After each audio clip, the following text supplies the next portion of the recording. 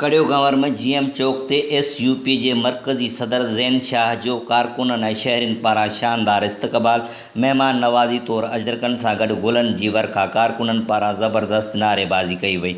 सकरन सान्य समेत सिंध में करप्शन, महांगाई, आबादगारनि सां ज़ुल्म, धारियुनि जी आबादगारी, दहशतगर्दी समेत सिंध दुश्मन मनसूबनि ख़िलाफ़ गोलार्ची जे जलसे आम खे ख़िताब करण खां अॻु कड़ियो गंवर शहर जे जीएम सैयद चौक ते थियल अवामी मेड़ाके खे ख़िताब कंदे सिंध यूनाइटेड पार्टी जे मरकज़ी सदर ज़ैन शाह चयो त सिंध जा मालिक सिंधी हर सूरत में अफ़गानियुनि समेत सिंध दुश्मन टोलनि खे सिंध मां तड़े डोड़ाए कढनि।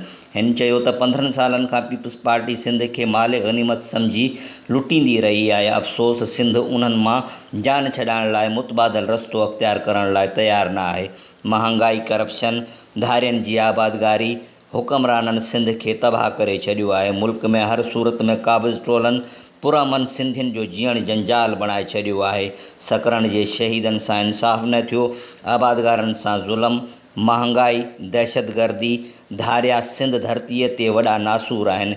जॾहिं त साणस मरकज़ी अॻवान अमीर हसन पंवर समेत ॿिया अॻवान बि मौजूदु हुआ। कड़ियो गंवर खां पोइ वॾे क़ाफ़िले जी सूरत में गोलार्ची जलसे आम खे ख़िताब करण लाइ रवानो थी वियो।